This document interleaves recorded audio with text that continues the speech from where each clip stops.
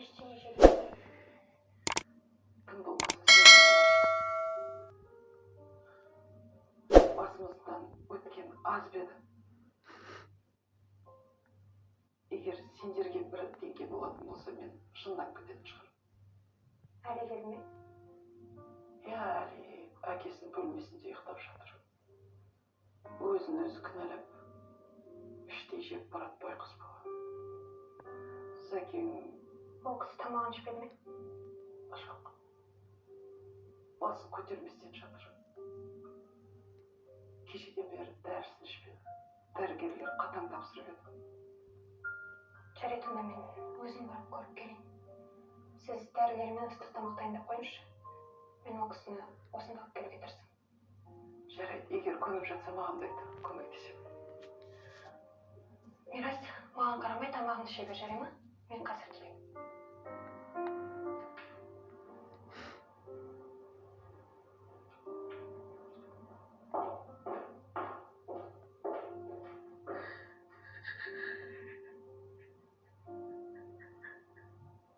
Шынар апай, сізге не болған?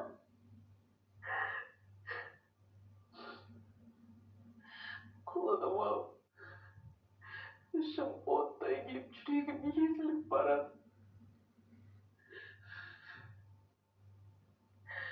Бұл жағдайдан кейін қалай бас көтерерімізді де білмеймін.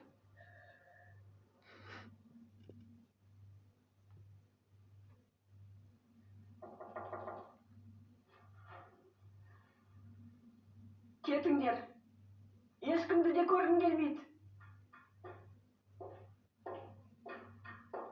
Зәуре апай, Сен не? Кет деген түсінбейсің бе? Кет дедім ғой саған. Жоғал! Кетіңдер! Зәуре апай, болды, сабыр етіңізші. Сізге дәрілеріңізді ішу керек. Мына дәрілерді дәрігер қатаң түрде тапсырды. Егер ішпесеңіз жазылмайсыз ғой. Мен жазылмайын. Дәрің де ештеме де керек емес. Кет дедім саған. Шық!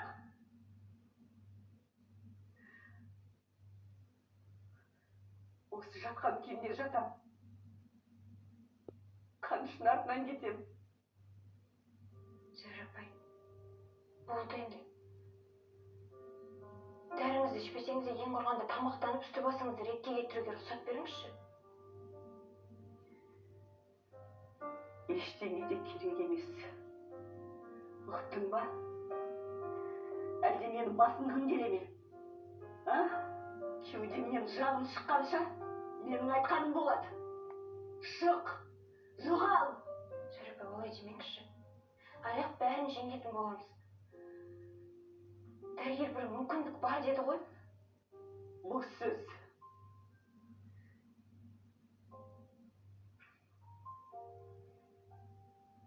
Ешқандай да мүмкіндік жоқ. Осы жатқаным жатқан. Құдайым, осыларға қор қылдым ғой.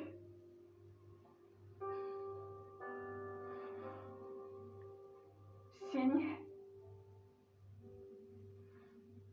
Менің басымнан келе ме? Зәуре апай, не айтып тұрсыз, басынған несі? Ондай болса, шық. Шық дедім мен саған. Шық!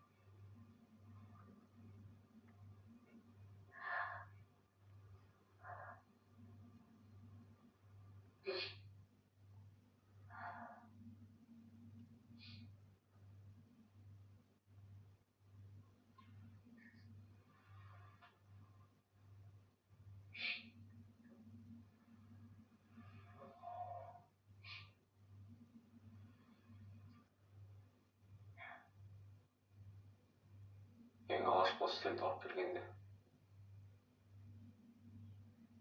менің жасым 14-те еді.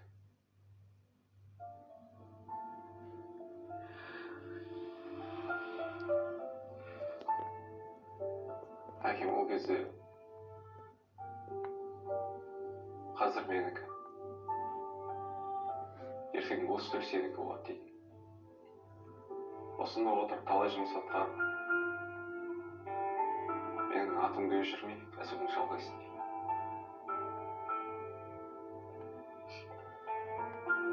Ол кезде мен ақымақ болдым.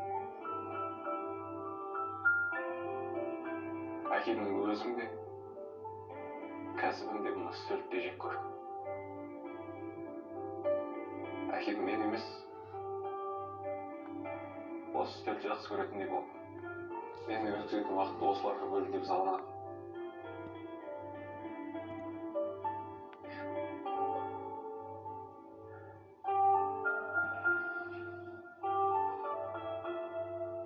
Осы үстелге жақындасам басқа жерге барып отыр. Басқа отыратын жер жоқ па деп қуатын. Осында отырған әр сәт мен үшін екенін түсінбедім. Кейін түсінсем де түсіндім әке. Кешір деп.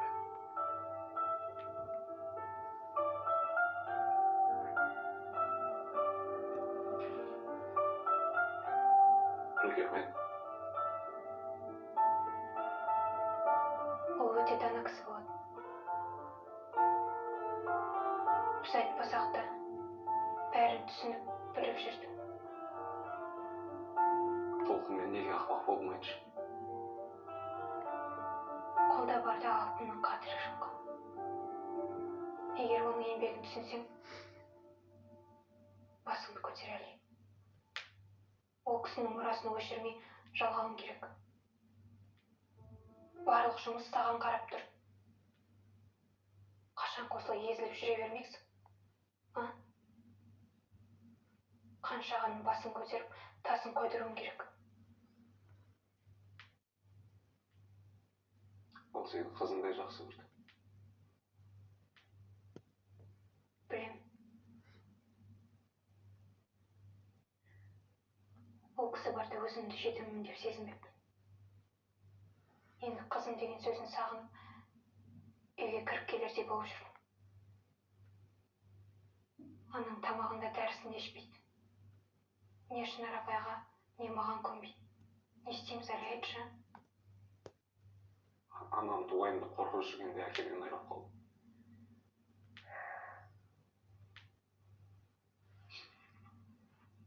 Оған да маған да уақыт керек шығар.